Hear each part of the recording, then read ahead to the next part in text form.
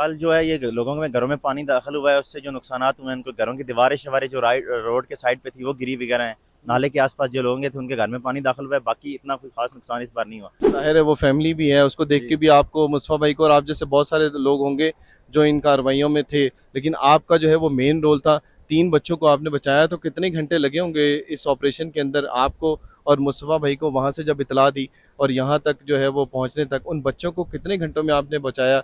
अगर खुदा ना खास्ता देर हो जाती तो कितना नुकसान हो सकता था? सर बहुत नुकसान होता, क्योंकि वो भी तीनों चले जाते हैं। 3-4 घंटे लग गए थे उनको बचाने में? नहीं सर, तकरीबन आधा घंटा लगा है मेरा। आधे घंटे में आपने तीनों को बचा लिया? जी जी। अच्छा।